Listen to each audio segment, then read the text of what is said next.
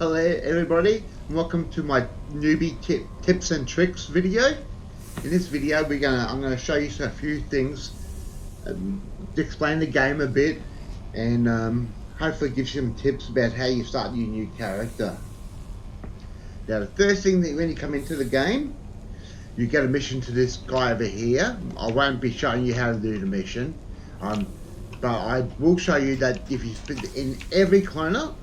I'm in Midway at the moment, but in every other starting area, you have another NPC you can talk to, and he gives you this recipes, and you do that straight away. Definitely save your life. Once you do that, you get the missions. You get this book here called Refine Bandages, and that's very handy. So you use it, then you hit your menu button. Hit recipes, and you only got one recipe at the moment, then you hit twice. We create 2 bandages. I'll get into why you need that in a few seconds. You always got an extra NPC here, but you need to do some extra levels to get the missions, so that's not important. Okay, now the first thing I'll show you is how to add abilities to your hotbar. You hit the M button, and it brings up this with the abilities menu. You can drag abilities down. Staunch Wound is your basic heal from first aid. You can use it at level 1. You don't need to put any points in to first aid to use it. Then if you hit here, find nearest garage, to find the nearest garage manager, not the nearest garage, but generally, in most cases, the nearest garage manager is at a garage. It will actually bring up a mission icon, a red icon that comes up on your radar up here, which will point you in the direction of the garage.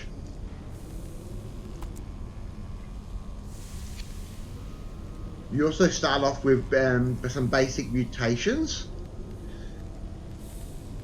Disrupt is a stun, and you'll need that for your newbie missions from Mr. May over here. Patch is a small heal, but it has like a 2-minute cooldown, so most fights you might use it once unless it's a long fight. And it isn't a very big heal. At this level it's only 11 points, while the Staunch Wound is 16 points. And when you're at the high level, you only get up to patch 4, which is I think about 80 points heal. But in anything, everything helps. You get a couple of buff mutations. I use Bolster because it raises your power, and power basically increases your damage penetration. Then basically you get Gird as well, which increases your max health. I use Bolster. So I'll drag it down here and use it. You've got some other trading mutations you can have a look at. I don't use them, but whatever, some people might. Okay, my bandages are finished. So now in my trade skill tab of my inventory, and it's I for inventory, I've got 20 bandages, and to use Staunch Wound you need a bandage of some sort depending on what level of Staunch Wound you have. Okay, the next thing to cover is how to filter your menu bar down here. You can filter, everything's available if you hit the main menu button, but you can filter the menu bar just to have what you want. I have waypoints. Team I don't have because you can hit T for your team window to bring it up and down, and so it's not a big deal of having a button for it. Social I put up there. Pack, which is your inventory. Recipes is definitely a must. I should have mentioned this earlier, but you should make your first tuna crafter. But I'll go into that in a second. Missions is good. Mouse is not so important. Map is not important. Knowledge is not important. You don't need it on your hotbar. You can just go to your menu when you want it. Gear is. Faction isn't. Chat isn't. Blood sports is if you want a PvP. Blood sports is PvP. And it brings up PvP instances you can join and do PvP at different levels. Attributes, you want them there. Actions, as I said, you hit the N button. Marketplace and support, there's no more marketplace, the game is free. And support, you can always hit the button. You don't need to do support very often. Begin key is obsolete. Options want to keep up. Now, being a new character, you may want to have the health tips up. It's up to you. As I said, they're all available in the menu here, and it shows you the hotkeys for the different windows too. Okay, now the reason I mentioned that you should make your first character a crafter is that there's not many shops to buy gear. Like in Boneclaw, there's a newbie shop that sells a newbie crossbow, but out of all the shops in the game, you're not going to find many shops. You can't find enough shops to buy gear from, and so you're either forced in crafting it or buying from other players, and some other players are pretty greedy with their prices too. That being said, it is expensive to level a crafter, but if you want, you can look at my newbie money making guide for new players, which is on my YouTube site.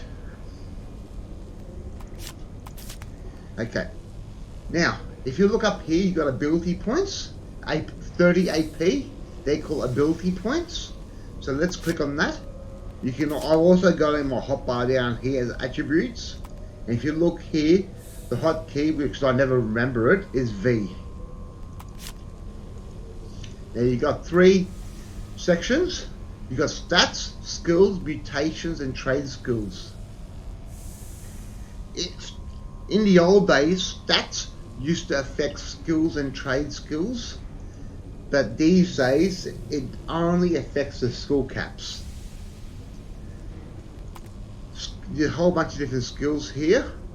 The reason I suggest you make a rifle crafter or pistol crafter than a melee crafter, and the reason is pistols and rifles both use dexterity and perception as their stats they're related to, and trade skills use perception, as you can see here. So you're going to be raising perception to raise your trade skills. You might as well use a skill that uses perception, which saves you some APs. That being said, you can make a melee crafter and it can work.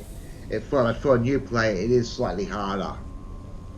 I suggest you make a rifle crafter simply because 1 rifle is cheaper to make than 2 pistols. But that's the only reason. Trade skills are raised by making things or gathering.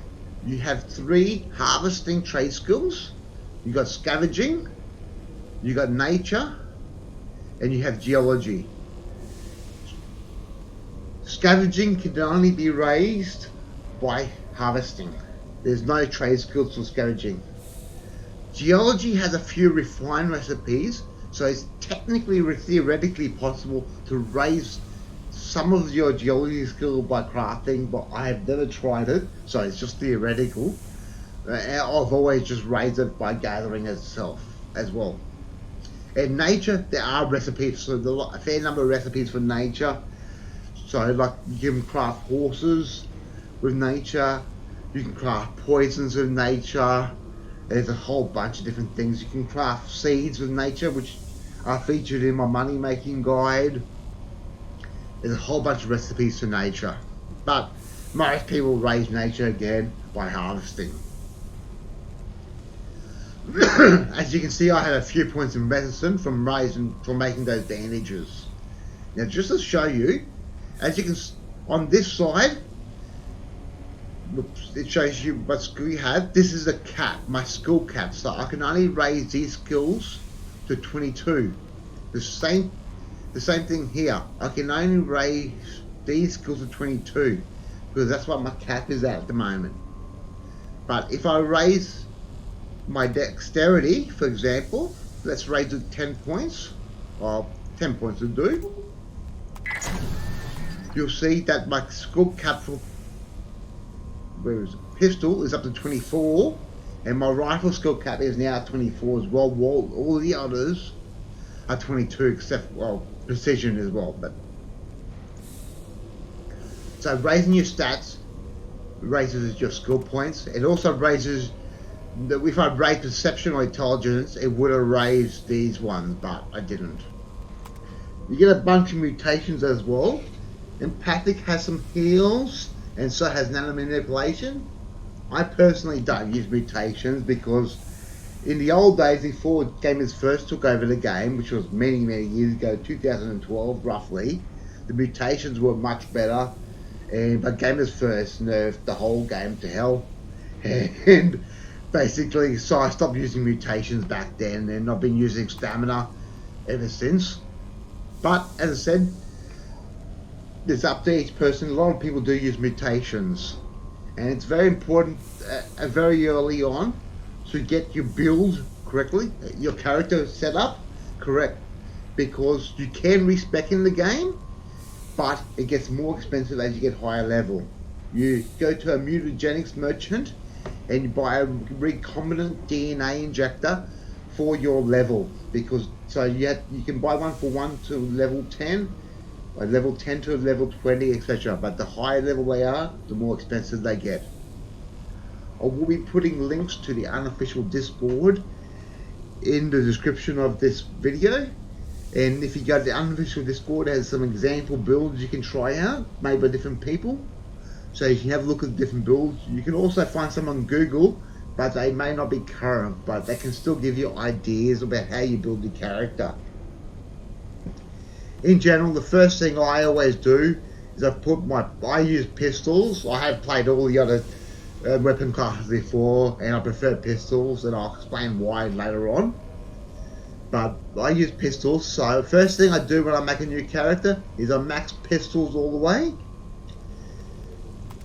And then the first thing I do after that is I max perception. I don't max dexterity first, I max perception, because that will not only max my pistol AP cap, it will also max my trade skills as well, so I can increase my trade skills cap as well. Ways of getting AP. AP or ability points, as you can see up here, are what you spend on your stats to level your skills, as I've mentioned earlier. Now there's different ways of getting AP. You can get AP from leveling. You can get a random AP, which is where you get this 1 AP just randomly, and that is increased because we have Commander Aura. Now, it's world bosses, not world event bosses, but that's a world event boss. But normal world bosses, I've been told, do give AP. You can also get AP from dome injectors like this. A stack of 20 dome injectors normally goes for 20 red. But for a new player, I suggest you do AP missions, which are missions in most towns, and a lot of towns have the AP missions, where you get 1 or 2 AP for doing a mission or quest chain. And you can also do road races for AP. Now, this is the first road race in the game. There's about 7 or 8 of them you can do. And they give AP, and they also give die kits from the basic dies, not the vibrant dies. So this one should give me the basic die kit like this one here. And I'll quickly take the mission, but I won't go all the way through, just to show you. You are timed, and the faster you go, the more you'll get up to 2 AP in general. But if you go too slow, you might only get 1 AP or no AP. So now, see how it gives me the first leg and waypoint here. So you can't just use the fast travel to go straight to Kingman. You got to go to waypoint until you get the Kingman. And generally, there's 4 waypoints to get there. Adding your ability points. As you can see, you have a whole bunch of stats and skills and mutations you can add ability points to. Now, everybody says something different, and you should really look up builds to find out how to make your character. Now, there are builds on the unofficial Discord, which I will link in the description of this video. And you can also Google for builds, but some of them may be obsolete, but you can still get good ideas from it. Now, I'll give you some basic ideas, what are generally considered. Now, Generally, as I do recommend you make a rifle crafter, you should raise your rifle skill. But if you're going to go pistol or melee, you should raise that skill instead, of course. Now, I do not recommend you raising more than one weapon skill. There are people who do 2 different weapon skills, but it's not advisable. So basically, you have your weapon skill. Now, the next skill, because I do recommend you make a rifle crafter, and you do need to increase your dexterity and your perception to increase your cap on your rifle skill. Now, for trade skills, you also notice you need intelligence and perception. So you're raising your perception for your range skills, and so you only need to raise your intelligence as well for your trade skills. Now, raising your intelligence and raising your perception is also handy for first aid, because you need that for first aid, and a lot of builds do use first aid for their heals. The other heals in games are empathic, which is self-heals, but the self-heals and empathic are not as good as when you heal others. When you heal others with the empathic heal, you heal for double than you can heal yourself for. Nano manipulation has heals as well, but you can't heal yourself with, I believe. Now, if you don't want to choose first aid, you go with empathic, like some people do. Some people have both. It's up to you. The not a skill a lot of people have is armor use. Armor use increases your resistance for your armor, and the more resistance you have, the less damage you will take. Dodge is a PvP skill, so if you get a PvP, you want dodge. Your other skills, some people put power, precision as well. Social is a nice skill for people who want to get cheaper prices at the merchants. So, and there are auras to group that benefit for people in teams and stuff from social. And group tactics also has auras for benefiting people in teams. But as I said, it all depends on what you build you want to do for you. Escape out hides you on a mini map on your radar. So if you're in a PvP situation and use an escape tactic, it can hide you from other people seeing you on the radar. When you're adding AP at different levels, on the even levels, you notice your stats don't go up, but on the odd levels, your stats will go up 1. And you can spend 5 AP to increase your stats. But on the even levels, you can only add AP to your skills. So my trick, what I do in general, is I add AP to my skills, and now I've got still a whole bunch of AP left to add. Now, I could add it to coordination, which I do need for my armor use, but instead of that, I save it until the level 15, because at level 15 you need AP. I need 1, 2, 3, 4 AP. That's 20 AP to raise those skills, plus the APs for these skills, and I want to raise that. Now, if I spend all the AP now at level 15, I may not have the AP to raise my stats as well. So I save it until the level 15, and then I raise the extra after I raise these 4 skills and raise my skills, 4 stats and raise my skills, I then add AP to the rest of it to coordination or whatever skill you're adding for your case, and totally spend it all, and then at the next level, which will be 16, I only add skills and so on. Respecing. In the game, if you made a mistake with adding your skills or adding your stats to your thing, you can respec your skills. Now, but to respec your skills, you need to visit a mutagenics merchant and buy a recombinant injector. Now, these scale to your level, so you need the right one for your level. So as you can see here, this one you need level 11 to use. So it's not for my level.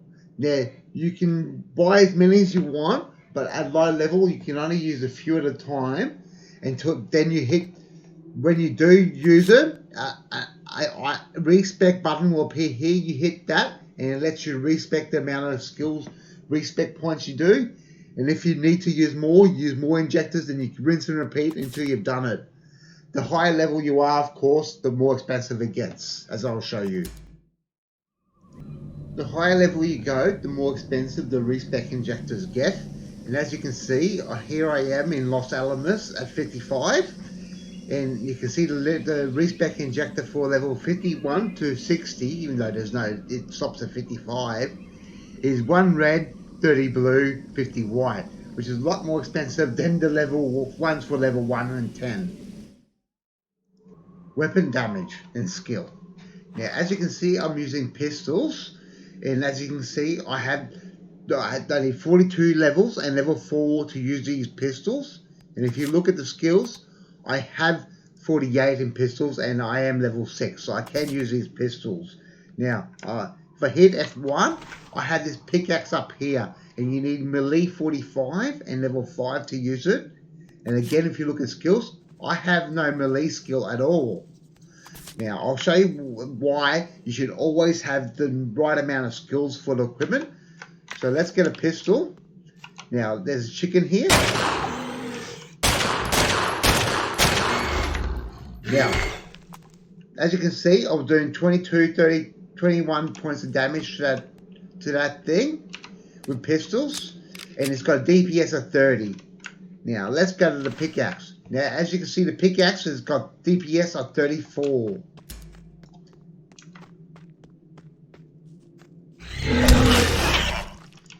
As you can see, I'm only doing a tiny bit of damage to it because I don't have the skills to use the weapon. I've got to switch back to my pistol to kill it, just to kill it. So basically, the more you have, if you don't have enough skills in a weapon, you will do terrible damage. That's why you need to raise your weapon skills for the weapon you're going to use. Okay, I'm going to show you why it's good to have good armor. You think this is self-explanatory and anybody should know this, but people actually do not understand that having armor will help reduce the damage. So I thought I'd just show you this quickly. I've come to where the creepers are for the gourd quest because they do a lot of damage.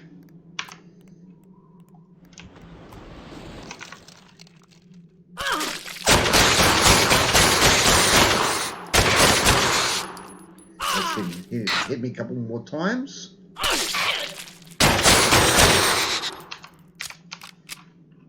Now we look at the combat tab. Most of his damage was around the 19 mark here. So let's take all my armor off.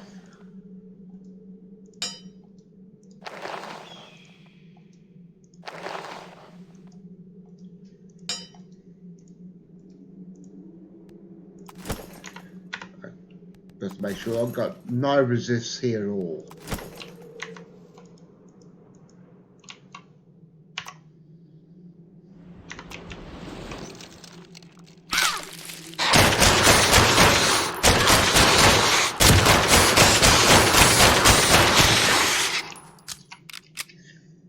And as you can see here in the damage log, he was doing 40 points of damage to me. So double the damage without armor. I'll open my gear window, and as you can see, my primary resists are at 60%. And that's because I'm wearing the best armor for my level. Now, I'll just show you what happens when I get one level. This should ding me, so I'll just show you. This life is See how my armor went down my resist went down from 60% down? This is what happens when you level, so that's why you should always have the best armor on you to keep your resists up. Okay, equipment damage. As you can see on the top part of my screen on my guns up here, there's that little line underneath the gun image. That means it's been taking damage and it needs repair soon. So, and you look at it, you see the condition is 21 out of 100, and the minimum condition. Under that is fatigue. That's how many times this weapon can be repaired before it's not repaired anymore. But you can restore fatigue by using a similar quality weapon and you restore the fatigue, you have to remove the gun into your inventory, into your gear, and hit the restore fatigue button. And as you can see, like I said, also, if you pull up here, you see that my weapons here, which I use for my scavenging bonuses, are all red. That does not affect the bonus I get from them. So if you look here, my scavenging is all 196, all my harvesting skills.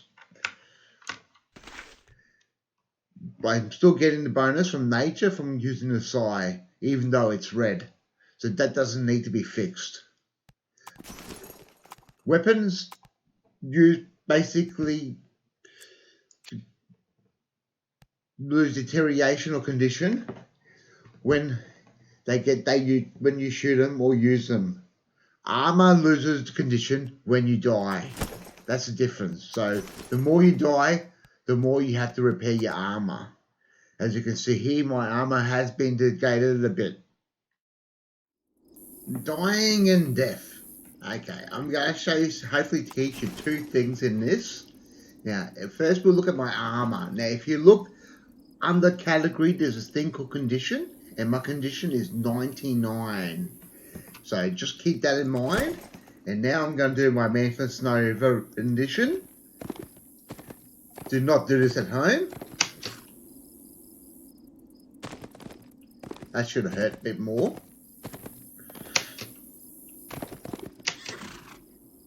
This is gonna hurt.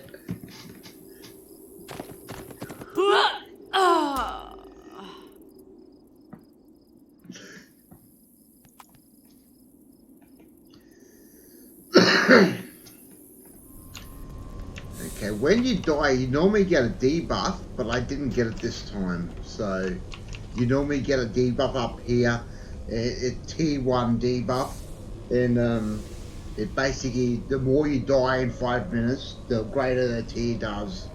I believe it reduces XP basically you gain.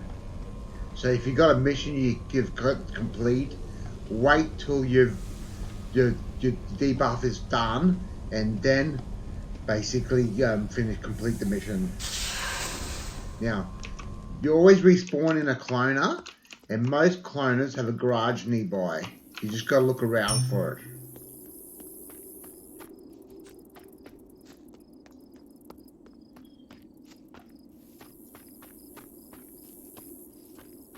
it. And before we go to the garage, remember my armor was 99%, now it's 97% condition.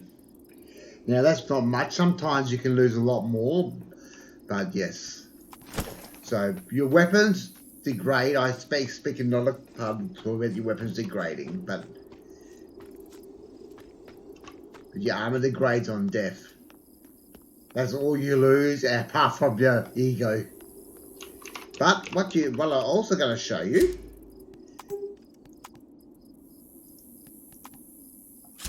is, see how on my horse, I can't get back on my horse. It's only got 1 HP because it died too when I jumped off the cliff.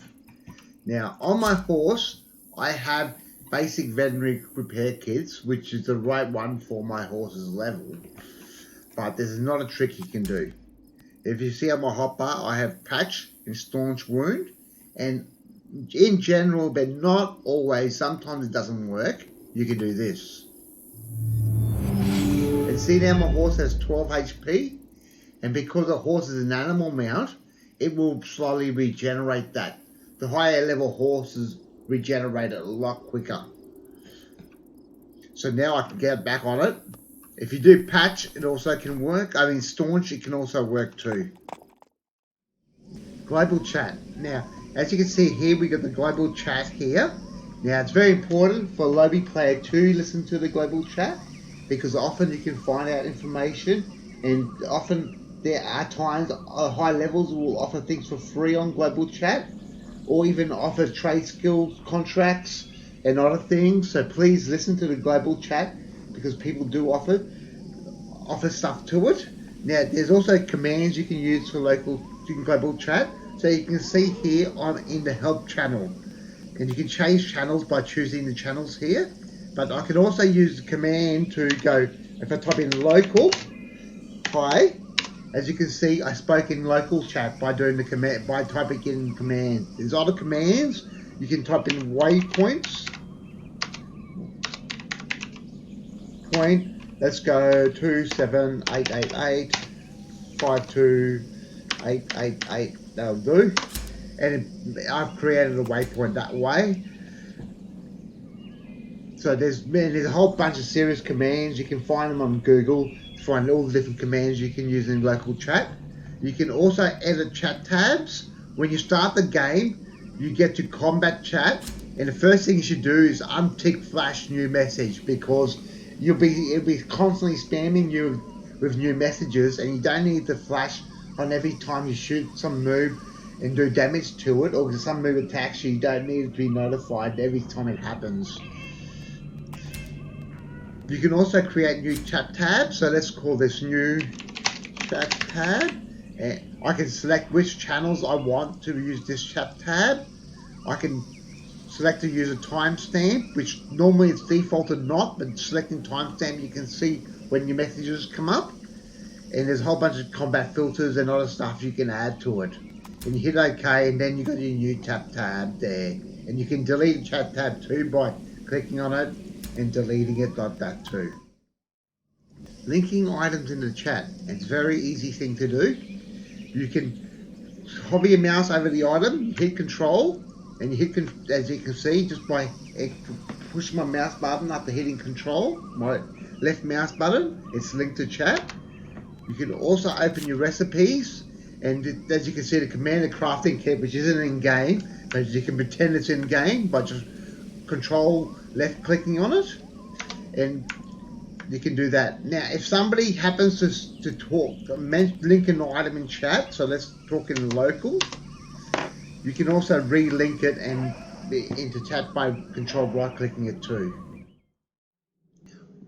As you can see up here, there's a radar, and you can see that there are nodes here. The red dot is a hostile moob or animal. We normally, in a lot of games, hostile creatures such as blade dancers or even animals are called moobs. And you can see there's a scavenging node here on your radar. Now, if you hit M, you bring up your map, and you can see in the overhead is ticked, you see all the different nodes around. And if you untick the map, you see a general view of the province. You can zoom in with your mouse wheel, or the buttons up here, and zoom out. You can also hit here and see all the different zones there is, and the Grand Canyon province is a general map of the whole area. Now, if you hit this filter button up here, you can filter out all these things, and when filter on radar only, you can see I've unticked that, all the geology nodes are missing. But if you filter on the whole map, it happens on both your radar and your main map. I don't normally filter anything because I want to see the lot. Waypoints. If you see down here, you've got the waypoint things. You can also access through the menu or hitting Alt P. Now, you can create waypoints by hitting the create button and filling in the details for your new waypoint. You can go on your map and click an area and create a waypoint that way. Or you can go to global or into the chat menu and hit waypoint. I wish I could spell properly. And hit the numbers into that. And it'll bring up a waypoint. Now, if you do it through general chat, through the command through combat, through the chat, you'll find that you'll have to go into it and select the waypoint for it to be visible. Okay, the social window. If you hit O, there we go, O, it brings up the social window. And there's a couple different tabs. You do the Who tab, your Friends tab, the Clan tab, the GMs, and there often aren't GMs online, but we can call them in using the official Discord, and ignore this. Okay, now the Friends tab the looking for team part, I have never seen anybody use it. Or the PvP part, as I don't PvP, I don't know about that. But you can change it to anywhere in the game to see anywhere. And you can also do this by changing the character levels here. You can see people at different character ranges. So let's say if I want to look at who the high levels are in game, because there might be a friend of mine who's online, basically I can look at it that way. Now, if you see Kerry here, he's talking in chat. Now, I can add him to friends this way, or add him to my ignore list, or I can do the / command of friend add Kerry, and if I hit enter, that will add him to my friends list. And I believe the command for ignore is ignore add Kerry.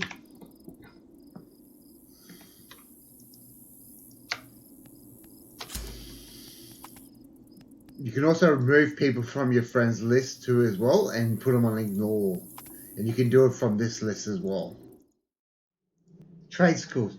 To do trade skills, you first need to learn the books or the recipes for that particular trade skill and have the skills, of course, to make the items in the trade skills. Now, as you can see here, I have a bunch of different trade skills here, and it's listed in my trade skill section which trade skills I have, but as you see, I have nothing in mutagenics. I've only got the base skill of 11. Now, to learn mutagenics, I need to find a trade skill, mutagenics trade skill trainer. And as you can see, trade skill trainers come up as light bulbs on your radar and on your map. Now, the mutagenics trainers here, around here somewhere. Here we are over here. And as you can see, I can buy the book there. And I'm looking in the use. And now the new tab in my trade skill section, there I can start creating basic mutagenic items to learn it. Stop by again sometime. Now let's go outside. Now to create something, I want to create a pickaxe at the moment, as you can see here. So all you do, you collect the materials you need to create something. You select the item. As long as you have the skills to do it, you hit create. Now, as you can see, these timers aren't correct because we all have Commander Aura for free in the game, so that we do get trade skills faster. But if you see in some areas over here, you can see that cross symbol, and over here you can see the cross symbol. That means it's a trade skill workshop. And so let's go into one. And as you can see now, in a couple of seconds, it'll come up. It should come up. There we go. Where you work on the pickaxe, it speeds up to presses the proper facilities. And as you can see, it has sped up. Now, if you log out, your trade skills will continue. And if you log out in the workshop, the bonuses from the speed bonus from the workshop will continue. So it's good to log out when you do your trade skills. If you do log out in the workshop so they get finished faster. Research.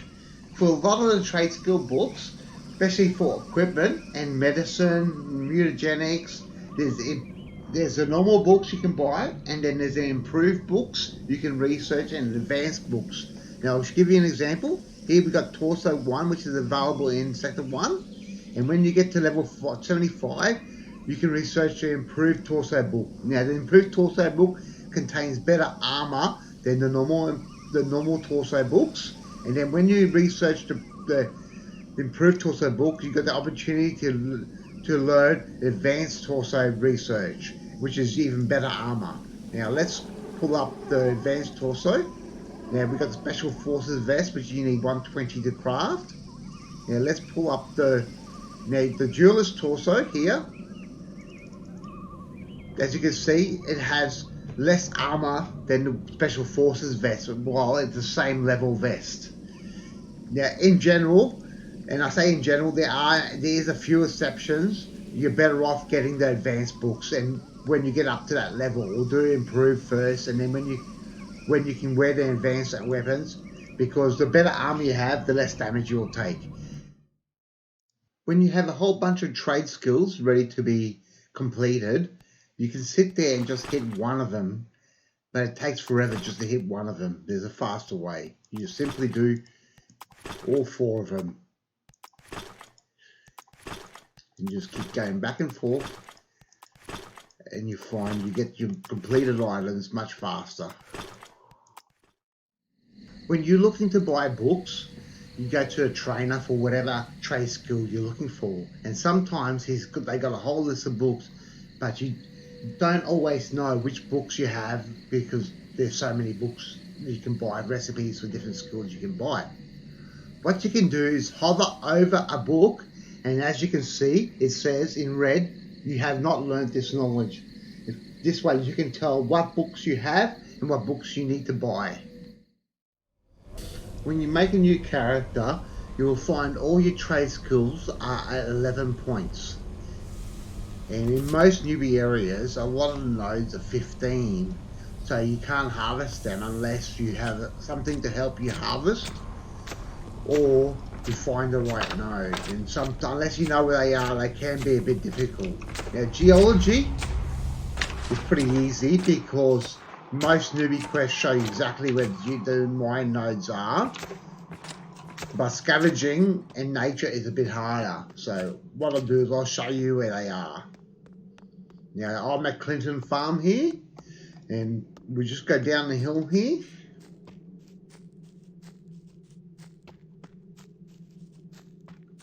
I'm doing scavenging first because it's the closest.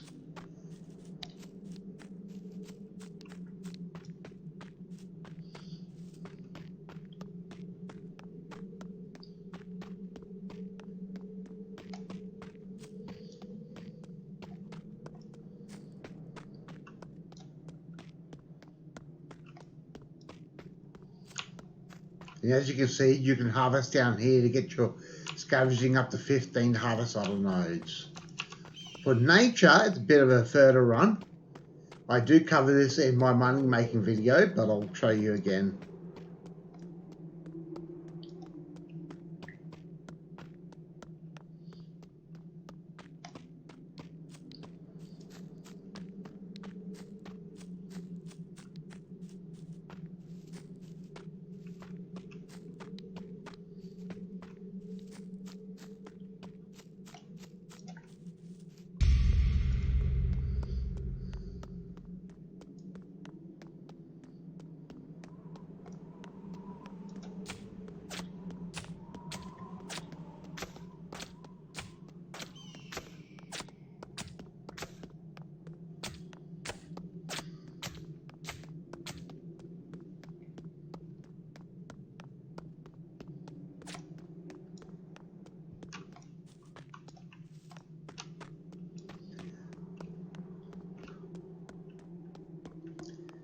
And as you can see, these water cactus are 1 again, so you can harvest that to 15 and then go further down to harvest the plants down there to increase your skill some more. If you spawn at Boneclaw, to find the harvest locations, apart from geology, it's a bit of a longer run to find them, and it is harder to find the right node for it too. I'll show you where they are.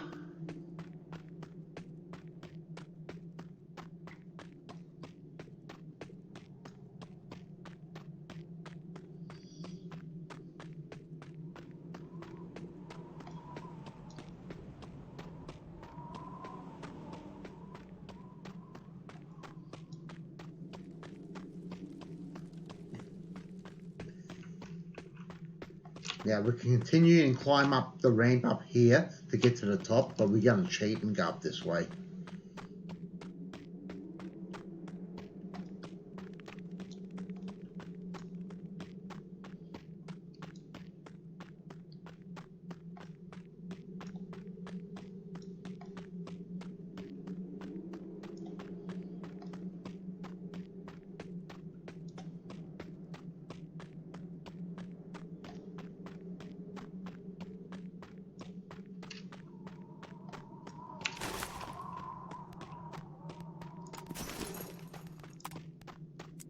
Better arm ourselves. There are creepers coming up and they might attack us. Yeah, as you can see, even node here is too high for us. But in this general area, and further down this hill where I'm facing, the nodes will be.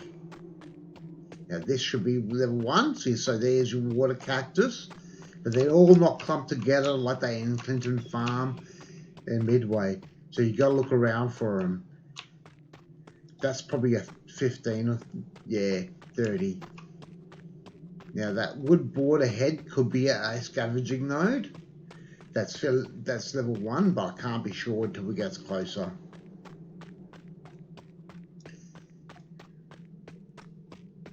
Nope, it's a level 30 again. So we have to keep looking.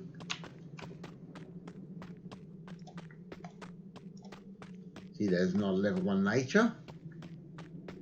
Ah, here we go. As you can see, there are some level 1 nodes down in this valley, just throughout Boneclaw. It is harder than the other areas, but Midway harvesting. As you can see, we are surrounded by geology nodes, so that's not a problem. And you can see the nature nodes near it are too high for us. We'll look at another one, but I can tell you that's too high too. But that's okay, I'll show you where they are.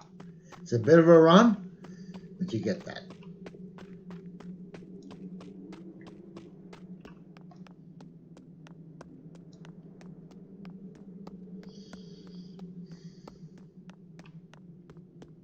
Now we got to put our guns on.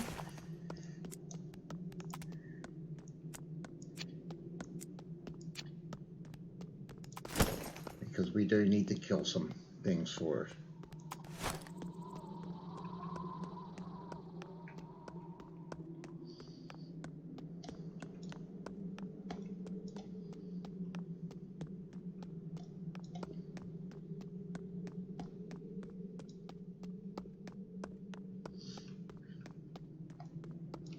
In fact, we're lucky.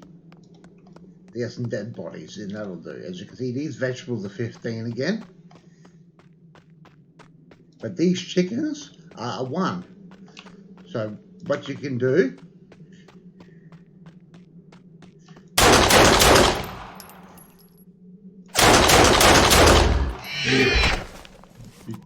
you kill the chicken and loot it, and then you harvest it. And that will raise your skill points. So you just go kill a few chickens to get your nature skill up. Now, I'm not too sure if these scavenging nodes are high enough. Yes, the wood boards are here. So you can get these scavenging nodes, but I'll show you another spot for the scavenging nodes. I'm not too sure if the other scavenging nodes there are level 1.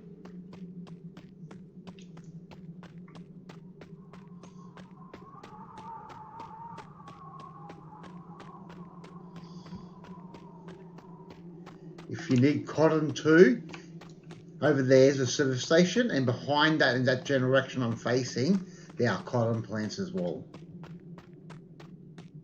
And you can see there's wood nodes here, and around this building there are wood nodes here you can scavenge to raise your scavenging skill up.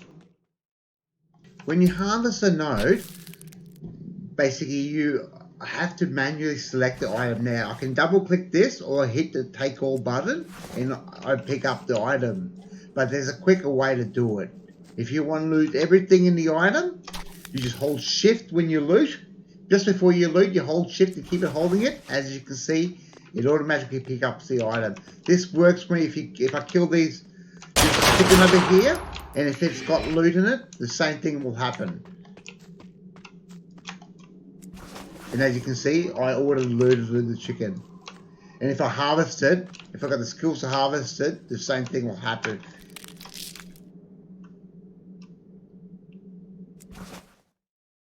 Harvesting bonuses. Often you get to a node when you're low level and you want to harvest a node, but you're too low level in skill to harvest it. There are ways to get past that. There are items such as this hoe here, or sai I mean, which gives +6 nature. And when you use it, it increases your nature skill. As you can see in the chat, it increases my nature skill by 6. Even if it's damaged, it'll still increase your nature skill. And you can only carry one of these back items, one of each. But the Swiss Army knives, you can carry 2, so you get a total of 10 points to scavenging from wearing 2 Swiss Army knives. Also, there are odd items you can get too, such as Earthwalker Toe, which gives nature and geology, also gives social. Now, there's this traveler item that gives plus 12 scavenging. There's that Vista item that gives more, but I think you need a lot more Vista faction to use it, so you don't have to be traveler to get a bonus as well. Now, there are goggles you can wear that give scavenging, geology, and nature. And on top of that, there are, like the tech tent here, oh, sorry, wrong tent. The tech tent here can give me a bonus scavenging. Now, some people think, I've got enough scavenging, my scavenging is in max, I don't need something to give me a bonus. And that's wrong. Because the more you have in a harvest skill, the better chance you have to get more from a node. So if the node normally gives you 1, you might get 2 or 3 instead. And I've actually had one time getting 6 from a node, items from a node, and it was a rare mat too as well. And I think this happened a couple times. So the more you have in a particular skill and above the level of the node, the more you can get from it. Resource hammers. If you look at my map here, you'll see there's this resource abound event. You get that through all the sectors. For example, there's one in Needle Eye here. And basically what they spawn rare mats or mats you need that normally don't appear. Some of them only appear in PvP zones, but you can get them in other sectors. And when you get closer, most of them have a whole bunch of nodes, like you see on my map here. And they respawn much faster than normal nodes. A normal node was respawn in 5 to 10 minutes. These nodes can respawn almost instantly, or sometimes a minute or 2 later. They sometimes last a while, sometimes longer than others. So you just harvest them while you can, and basically get all the mats you want while you can. Okay, here we have a common problem that happens in different places around the game. We have a node here that's stuck in a tree. Sometimes in lower sectors, they get stuck in rocks, but in some of the higher sectors where there's more trees like Terminal Woods and Epsilon, where I am now, they get sometimes stuck in trees. Now, at this time, I know exactly where the sweet spot is, because I made sure I found it. It took me a couple of minutes to find, because sometimes you've got to go around a tree to find it. So basically, but when you do get a node like this, you just move your mouse around like this until you find a sweet spot. And then you can harvest it. Like that. Sometimes you got to move around a tree until you find it. Sometimes you just move a tiny bit, check around, and check around until you find that sweet spot. Weight limit. The amount you can carry in the game is limited by your weight. Now, because we all have commander mode, we can carry up to double your weight limit. So as you can see, I have 60 kilograms of stuff in my inventory, and it's got a weight limit of 90. So really, I can carry 188 stuff. And this is what happens when you carry too much stuff. You try to put too much stuff in, it refuses and said it's too heavy to carry. And as you can see, I have 185. I'm almost at the limit, so I cannot carry any more. When selling items to a shop, you will sometimes have a whole bunch of items that you don't want to sell. Stuff that you put in usable, like food and drinks and stuff. And at the moment, I've only got one item there. But as you can see, I don't want to sell this item. But what I can do is you can right click it and mark it as precious, and it disappears from the seller list. Storage. Storage in this game are called vaults. And here in Embry, the vaults are in 2 different locations. Now you got the sector vault here. Now the sector vault is the most common vault. Most towns and settlements will have a sector vault. Now the second most common is a barter vault. Now the barter vault is in some towns and some sectors. Now in embry, the vault's in 2 different locations, so I'll go show you the other 2.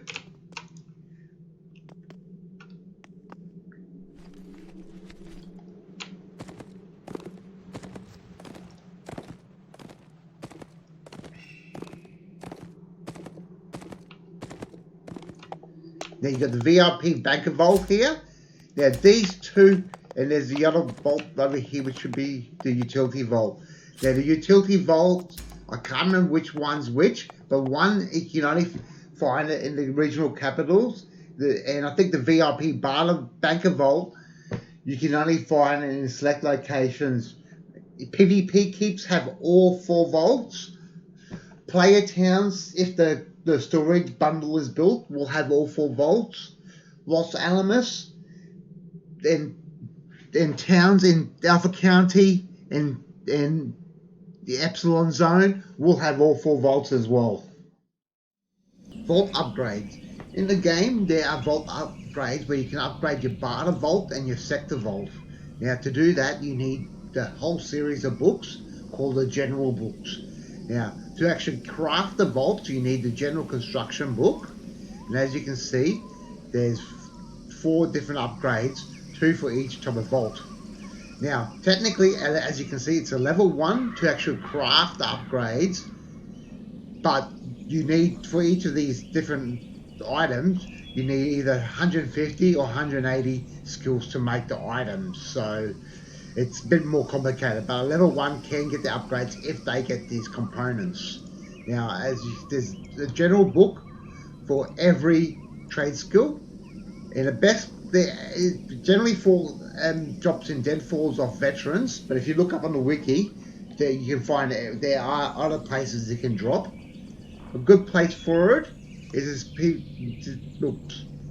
this area here is full of hulks and hulk veterans, which drop the books. And another place here, just about here, there's a hulk camp here with a whole bunch of hulk veterans, and they also drop the books. I've farmed most of my books there, and you can go there even there's people they go there even at level 20, but that's pretty hard. You've got to have a good build for that. But at level 35, it's a lot easier, and as you get higher in levels, it's a lot easier too. Buffs. In the game, you can have 3 different types of buffs running from food, drinks, and a stem slot. Now, as you can see, I have a food item here. I can use that. I can also use a drink item, and I can use my stem item here. Now, the food items come from different foods you can make, and food items in generally give you a HP bonus. So as you can see here, this level 9, the small level, low level 1 gives you 3 health regen per 6-second tick. Now brewing is generally drinks, and generally drinks give you stamina regen, but there are some drinks that do give you health regen, so you can get extra health regen, but you don't get your stamina regen. Now for stem slots, there's different stems. Like here we got one that increases your stem. There's other ones. Now there's a med gear. Nope. I believe it's trauma. As you can see, this one increases your health regen. So there's different stem slots you can use to increase your different, and also in science there's boosters that you can use to give you different buffs, so as a stem buff. Consumables. There are a whole bunch of different consumables you can use in the game, but they all use the same lockout timer, so you can only use one and then you have to wait a minute to use the next one. Now I'll give you an example of some of them. This one is a crude medigraph, which restores 77 HP, but you have to wait a minute before you can reuse it. This one gives you some stamina. Now there's another one up here called the crude stim plaque, but it increases your health regen, which is by 59, and that's 6-second tick. So you technically will get more HP from using that than using the crude metagraph, but you gotta wait to get the whole heal for 30 seconds it takes to get the whole heal. So it's up to you how to use it. There's a whole bunch of other items. In mutagenics, there's a whole bunch of consumables you can use as well. And they still use the same lockout. So if you use a stim pack, you can't use the mutagenic items. If you use mutagenic items, you can't use a stim pack. That's how you get inside a bunker bar quickly. Now, bunker bars are really good because they give you an XP buff, and everybody wants more XP. So, and they also got slot machines. They have blackjack machines, but they've been nerfed a long time ago, so we can't play blackjack anymore, which is a shame because everybody loves blackjack. So while you're waiting for a buff to appear, this is the buff here. I've already got the buff earlier, so it's not going to take long to refresh. And you want to wait till you get this T5 rest because it increases the XP you get by a lot. T4 is, I think, 8% and so on as you go down. So you want the full T5 rest. Now, I don't suggest you play the slot machines while you sit here. I spend a lot of money here, but I can afford to. But in general, I don't. All I ever do, as you can see here, I've been winning a bit of chips there. All I ever do when I come down here is I hit the slots a few times just for something, and I'll leave it at that because you can get achievements for the slot machines. I think it's under mercenary, maybe. Nope, Wastelander. No, who knows? But they are mugged by the one-armed bandit and hugged by the one-armed bandit are the achievements for the slot machines. So you can have fun doing that, but don't come whining to me when you spend all your creds. Fast travel. In this game, there is fast travel from select locations, and it's normally depicted on the map as this blue running man here. And when you go look in the overhead, different locations have the fastnet pod. It shows up on different locations, but on some rare occasions, it doesn't show up as a bug. As you can see, Spider Hill here. There's a fast travel there, but it's not showing up on the map. But you can easily put a waypoint there. And the wiki does have locations and waypoints for all the fast travels. So you can get the waypoint on the wiki and just travel there and unlock it. Now I'll show you the basics. Now the cloner you spawned in does look like this, and is one of the two main looks for cloners. So, and in general, most fast travel are in the same locations in all the different cloners, but there are some exceptions. So this type of cloner, they're normally in this location here. When you click on it, a little blue message flashes up that you've unlocked it. And you can travel to any location you've unlocked. As you can see with this character, I've unlocked all these locations. Now, technically, even if I've unlocked the Sector 3 ones, I can't travel there until I'm on the right level. And as I'm level 7, even if I unlock this, but there are some things like the Epsilon Outpost one, you only need level 1 to unlock that one. But good luck getting a level 1 character there. So you have to travel to each location to unlock it first before you can fast travel to that location. In the cases of Sector 2 onwards with the faction towns, you can unlock anyone you want, even if you're not in the same faction, but you cannot travel to these faction towns unless you got faction rep with that faction. But you can travel from any fast travel even if you haven't got faction. So let's say you were tech and you went to Thorn's Bluff. You can travel from there to anywhere you want that you've unlocked, but you can't travel to Thorn's Bluff as tech because that's Vista territory. Oilville fast travel. There, Oilville fast travel is kind of hidden unless you know where it is. You can see the fast travel symbol on the map, so it's good that it's showing up and not bugged out. And all you do is you look down this little alley, and you go down there, And it's just like the normal fast travels in. It's in the same location, just that it's down an alley instead of a bunker like you normally see. And as you see, there's this little terminal here. This is the other type of fast travel facility that you get. It's a big round cloner facility, and it's the second most common, or the most common facility you get, apart from the bunkers that you spawn in when you started the game.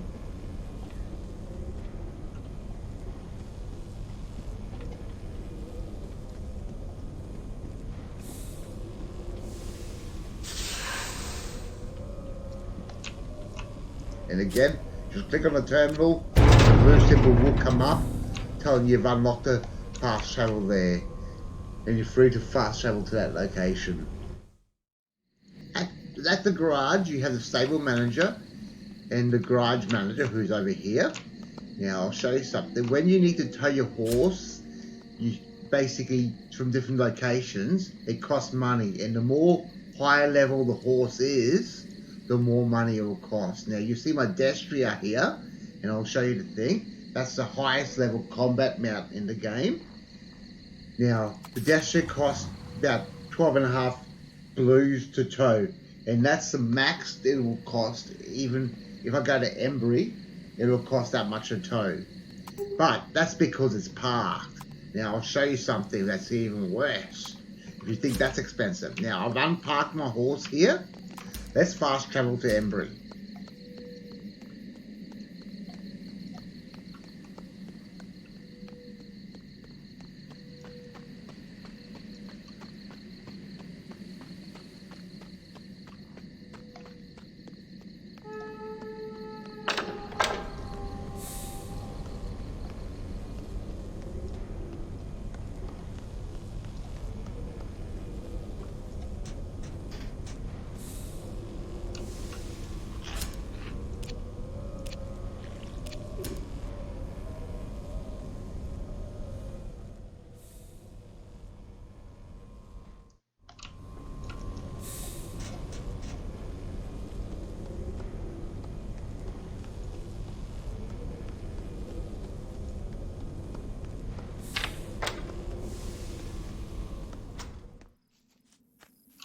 Okay, let's see how much it costs to tow. See, it costs now 50 blue to tow. So that's why every time you fast travel, you should always park your mount with the park button here. Basically, otherwise the towing cost is a lot more. Finding a garage. If you hit N, there's a button here under General, Find Closest Garage. It actually finds the closest garage manager, and in most places that means the nearest garage. But in places, some rare places like Embry, when you press it, it takes you to the nearest garage manager, which is where it always does, but Embry only has a garage manager. The garages are out of town. And as you can see, it creates a mission waypoint, a red waypoint, which says mission nearest garage, but when you go to it, it's just the garage manager. You see a gentleman just here. So I'll show you where the garage is. There may be some other garages closer. I'm not too sure about that.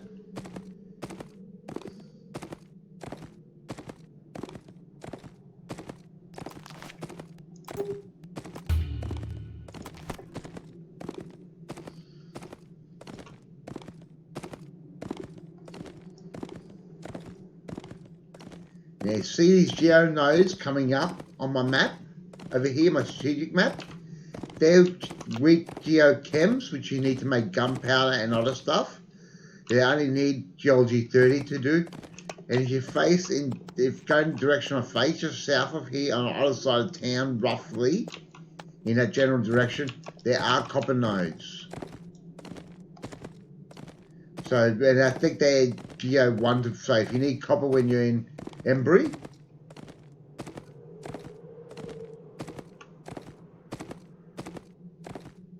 these copper nodes are geo 45, and that will give you salvage copper.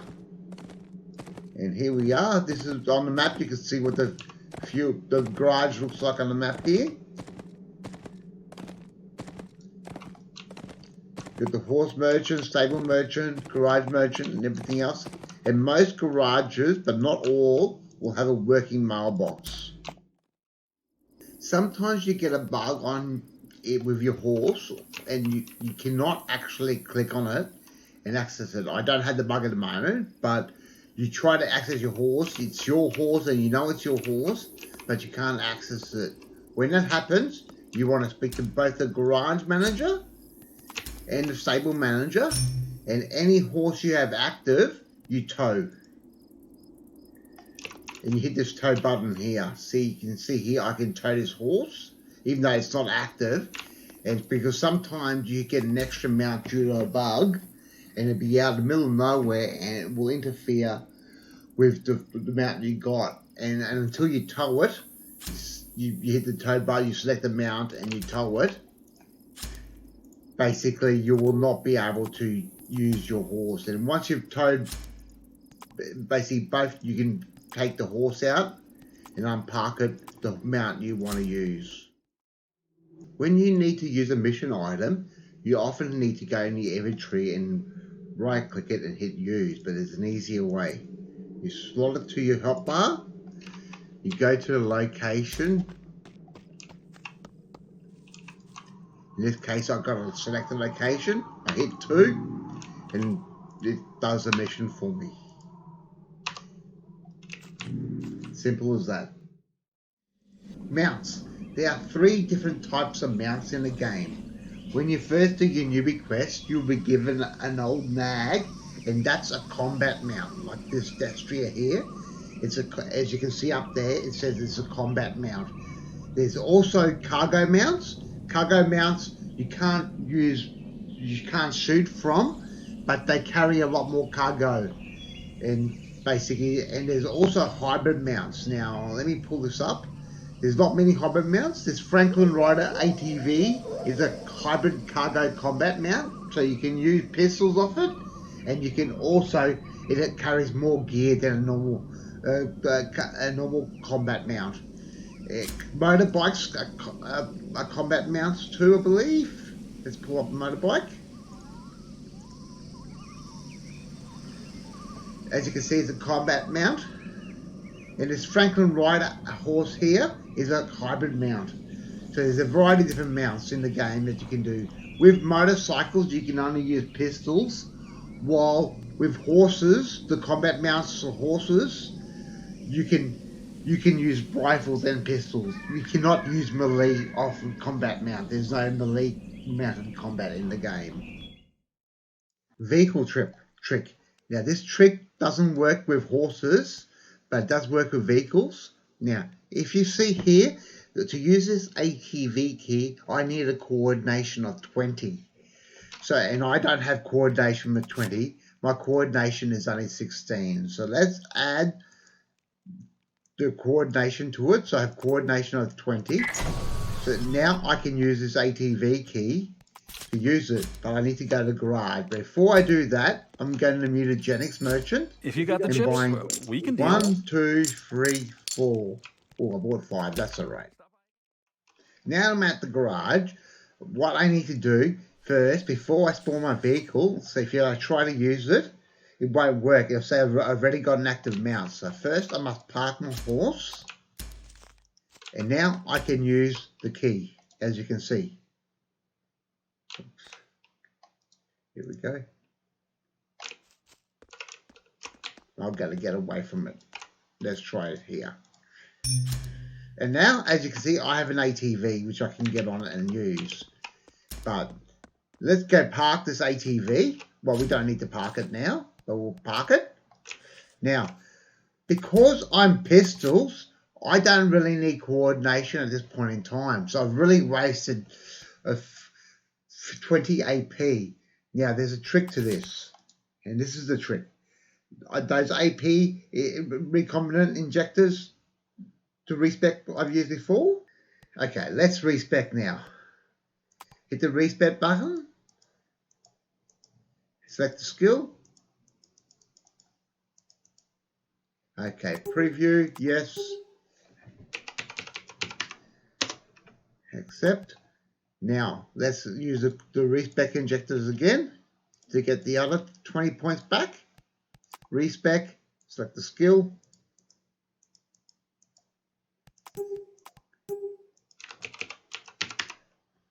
So now I'm back to my original coordination, and you needed 20 to use the ATV. So let's get the ATV out. And as you can see, I can still use the ATV because you only needed 20 coordination to spawn the vehicle. Now the vehicle spawned, I can use it without the coordination. They say Google is your friend, but the Fallen Earth Wiki is also your friend too. Now to find the Fallen Earth Wiki, you just go into Google. Oops. And the wiki should come up. You can also do Fallen Earth, and let's say you want to look for a particular mat. So let's go, I had looked for rag cotton, and often the mat you want will come up. Now, the good thing of the wiki is not perfect. There are some errors, and it is a bit out of date on some things, but generally it's very good, and you can find a lot of things from it. So let's look at the rag cotton thing comes up. Now, as you can click here, you can sold by. It shows you all the merchants that you can buy it from, the item from, and it's a big list for rag cotton. It shows you what items make it. So if you click on that, it tells you all the different things you need cotton for. Now, and some items, like mission items, can be substituted for different items. So let's look at the high quality fiber. And as you can see, it's a mission item, but it also counts as rag cotton. Now, the rewarded from shows you these missions. If you go to these missions, they will reward you. When you go, basically that mission will reward you with rag cotton. And that's basically a newbie mission which you get when you join the server. Now, it also shows you where you can harvest it from. Now, the important thing of this is some of these harvest nodes, just like looking at the missions, in some cases, but not always, you can get waypoints for a node. And you can copy the waypoint and then paste that into the chat and create a waypoint and then go straight to that waypoint. And as you can see, there are nodes for different areas. Some of these waypoints for some things, like the scrap plastic nodes in Sector 2 are wrong. But in general, you can often find things, and you often want the areas where had the most nodes. Like this one's got 9 nodes, so I would go there. This place has got 12 nodes, so yeah, you want to go there, etc. Now, what else is there? Now, farm from. In construction, you can build farms, and you can plant these cotton seeds to give you cotton. And this shows you what moves or animals drop it. So let's say we'll look at building orchard. Now, it shows you its loot table, and it also gives you a waypoint most of the time to where the move is. Another thing the wiki has is different lists for different weapons and stuff, and for your armor. Now, as you can see, there's all these categories for different slots. So let's say I want to look at arms. Let's click on that. And it gives me a massive list of everything that uses the arm slots. Now, the arm slot's not very used and often used by other stuff. If I look at a different slot, it'll give me a different list, like back items, and it'll be even a bigger list. As you can see, there's a massive list. Some of these are social gear. As you can see, the list is very big. So you can, unfortunately, this is not a data, the wiki is not a database, so you can't search for every item that gives you gamma regen or something like that. You can also look up items, towns, areas. So let's look in towns. Now, Sagan, that's in Alpha County. Now, it shows you the location of the vaults. Now it shows you the waypoint to the area in the garages. It doesn't look like there's a bunker bar there, but it shows you the merchants, the trainers, the enemies that are nearby, and missions and stuff. And let's look at another location because they're not all the same. Let's look for one, Embry Crossroads, and you'll see. Now, as you can see, there's a bunker bar there. It gives you, there's a fast travel there, so you want to go for the fast travel. You can get the location. The tourist telescope, which you can get a achievement for, and again, it shows you all the different things. And some of them also show you the enemies that are nearby and the nodes. So looking up things on the wiki, I always look up stuff on the wiki before I ask in chat for information. As I said, it's often a very good, and there's AP missions are very important because they're missions that give you AP. Unfortunately, on the wiki, there's only missions for Sector 2 mostly. There are some missions for other sectors, but it's not complete. But there are lists on the Discord for missions and other places too where you can get missions for the AP missions. If you're running around unlocking fast travels and you're at Coppermine or you're doing missions at Pinkston and Midway and you want to get up to Watchtower or past Chris to unlock the fast travel there, it's really simple. If you can see in the distance that monorail here, I'm at Coppermine here, you need a fast travel to Coppermine. You go up to that monorail there. I'll show you from closer. Here is the view of the Rune monorail from near Pinkston. As you can see, it goes all the way to the top. Once you're at the top, you can go to the Watchtower fast travel and register there, or go down to past Chris. I suggest going down up to Watchtower first and then going down to past Chris. So when you finish with past Chris, you can just fast travel back to Watchtower. When you're in Trumbull and you want to head to Trailer Park because that's the next place for your quest to go, or you just want to unlock the fast travel, all you do is you set your waypoint to Trumbull, and instead of going all the way around, I'll show you the shortcut.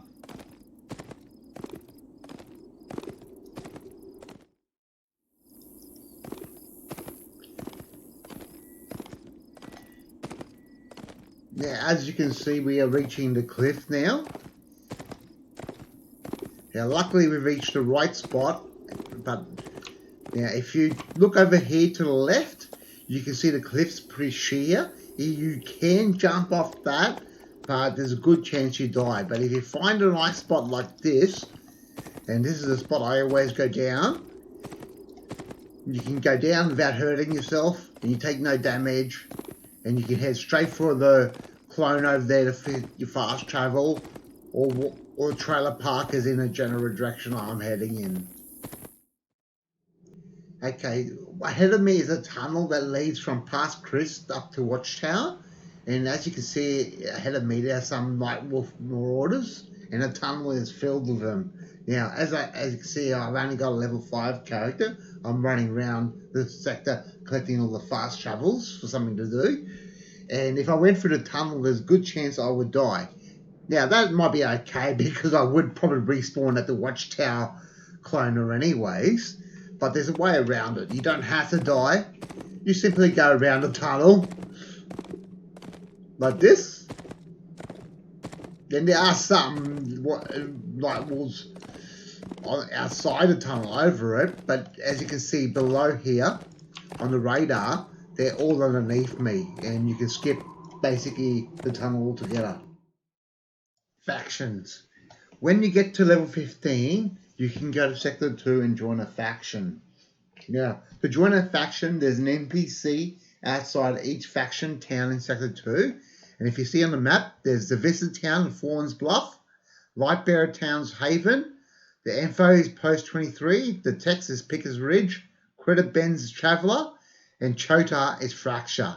Now, there's an NPC outside each of them, and you can choose to ask him to join the faction, and he'll give you an intro mission into it, and at the end of the intro mission, he will send you to an NPC where you can choose to join the faction.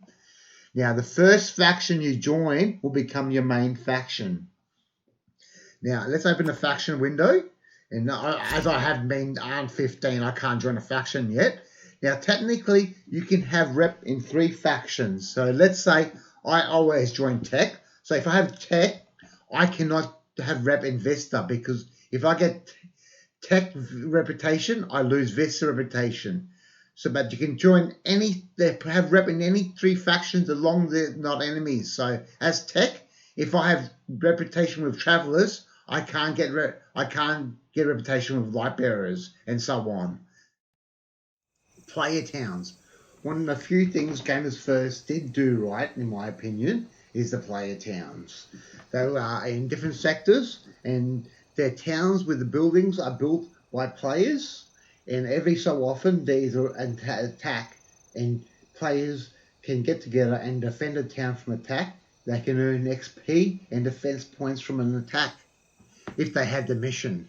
Now, I'm just in front of the player town in Sector 2, the first player town, called Progess Town.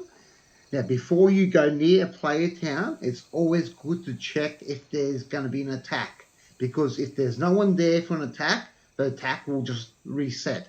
But if there's even one person in the town and there's an attack, basically the town can get totally wiped and needs to be rebuilt. And a lot of players get annoyed at that because it takes time and effort and mats to rebuild a town.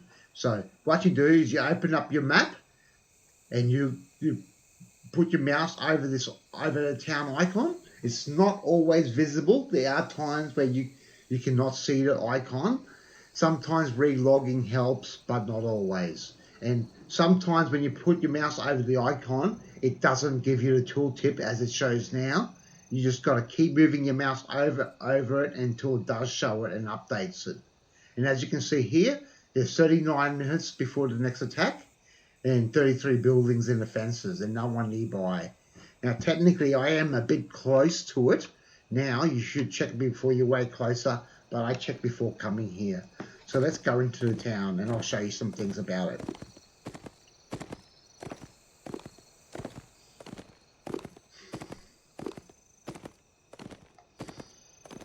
Now, most of the times, people will pull bunkers to help in the defense.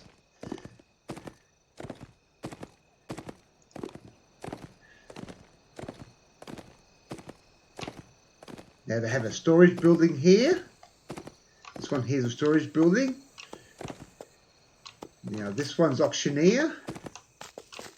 This looks the merchant building. This is what we need to look at. Now this one over here sells some common stuff that you want. The books and spices and alcohol. But this one here, when you do the mission, which is a mission building I'll show you next, you get defense points. See how I have defense points. Now this is the lowest player town, so all you can do by your defense points is a question on mutant jumpers. And that's used to make drinks, and you can make mutagenic items with it as well. Now let's, over here, there's a mission. And as you can see here, when you click on it, you've got our support. I'm much higher level than here. You have to be level 25 or higher to get this mission. And as you can see, you get some defense tokens, some chips and XP. I think at level 25, you get 8k XP. And all you need to do is kill 10 cogs when they attack. And there's a lot more than 10 cogs that attack generally. But if you log out straight away after an attack, and after you've handled your mission, it will not be up until the next time. You have to stay in game for 15 minutes before the mission resets. Now, as you can see here, that looks like a water tower. You can also put pump jacks in. And this thing up here looks like a windmill. Yep.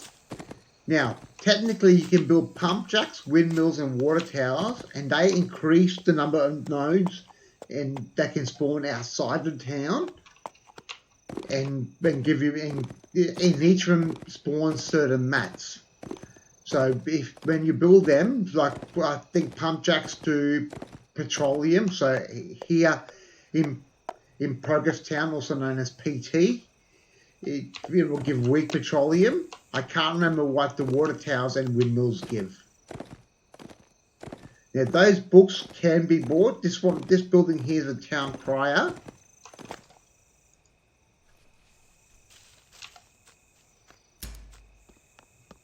And when you speak to the town crier, he tells you info and more up-to-date information about when the town is going to be attacked. Now, if you look here, it says 36 minutes, but this says 33 minutes. So the town crier is more up-to-date than the map. The map takes a while to update sometimes.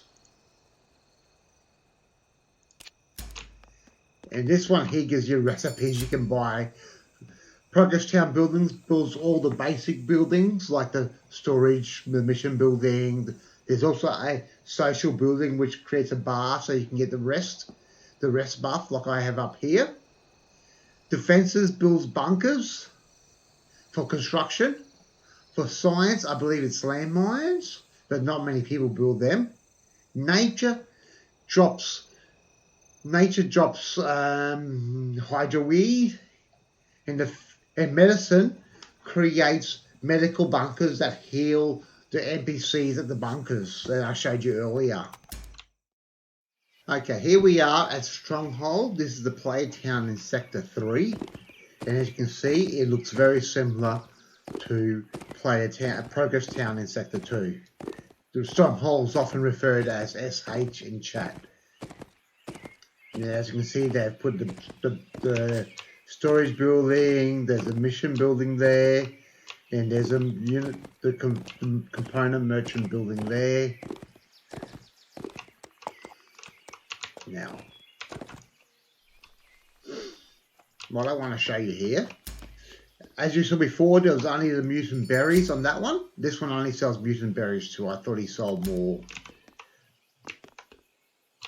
Now you can see that my defense points carry over. Your defense points carry over from Progess Town, Stronghold, and Citadel in Deadfall.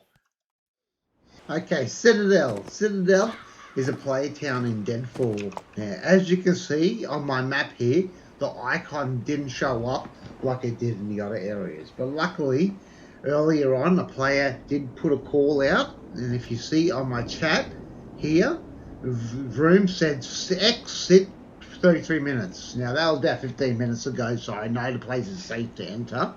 Now that's what people do when they do put calls out for events and raids. They ask you to hit X and they say the name of the raid and how long if there's a timer to it.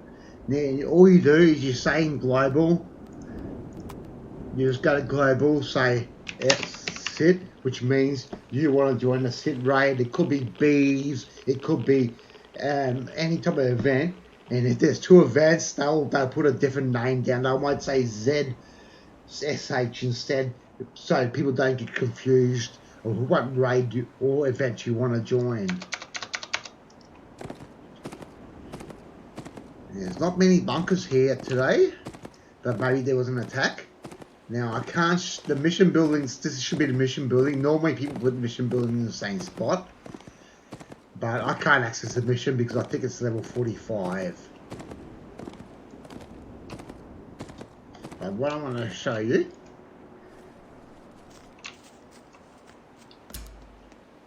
now you saw in Progess Town and in Stronghold, it was only the mutant berries. But as you can see here, you can buy a lot more mats with your defense points. There's also another building, and generally you will not see it in most towns, and that's the crafting building.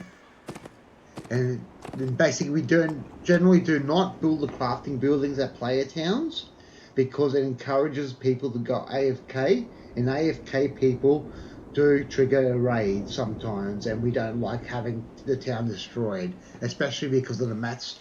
The mats to build these buildings at Citadel need a lot of average iron and treated wood, for example, and you can't buy them from merchants outside of PvP areas, so it's a bit of hassles. And now this is what a pump jack, which I mentioned earlier, looks like. Outpost. Outpost is the final player town in the sector called Epsilon, and as you can see there's no one there, so we check before we go in. Now I can't actually bring my horse into here, unlike the other player towns. Up in front of me is the vault bundle. You got all the vaults there, like in all the other player towns. They have all 4 vaults. Now, I believe it's up here, the merchants. Now you'll see how here the other player towns had defense currency. Outpost has its own currency called OP currency. And to get OP currency, there's 2 events. Around here on the map, there is bees, and around here on the map, the trees event comes up. And when that event comes up, you go there with a team. It only works if you got a team, and basically as you kill the trees or the bees, a mission will come up, and you hit accept, and you get currency and credits for it too. If you're under level, you might get XP. I'm not sure about that. And this is the merchant, and as he sells the normal stuff.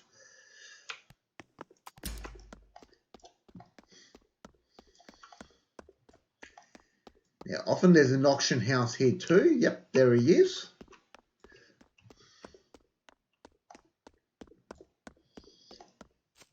Now, I'll take you to show you where the books are bought and the town crier, which is quite a fair walk compared to normal player towns because it's a bit more spread out. Around this whole area of the map, if there's pump jacks, there's windmills over here. If they're installed, you'll find nodes, but there's not always pump jacks in place.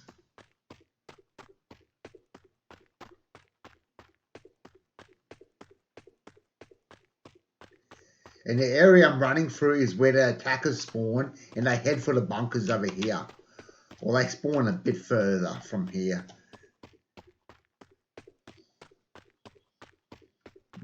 Maybe around here.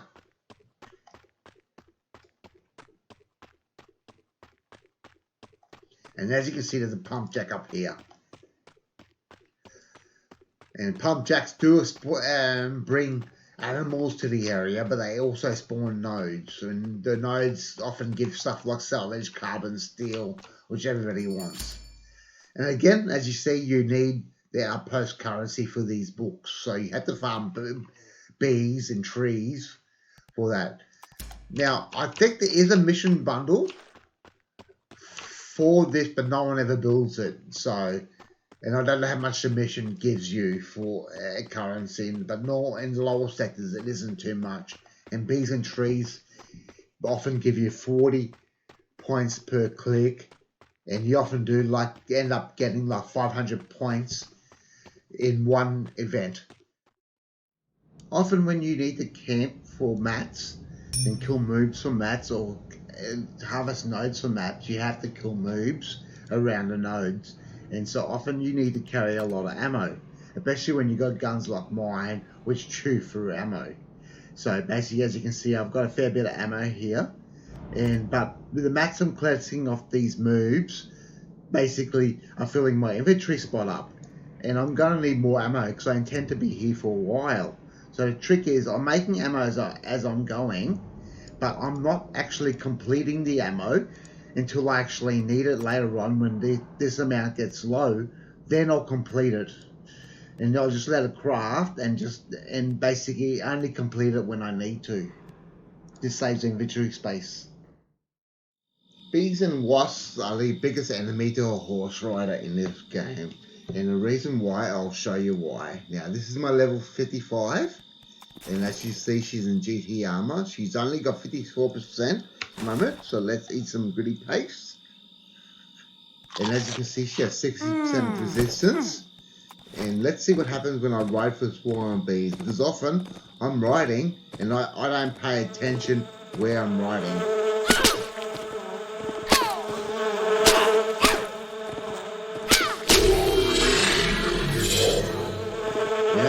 following to me and catching up to me. And even at level 55, I died.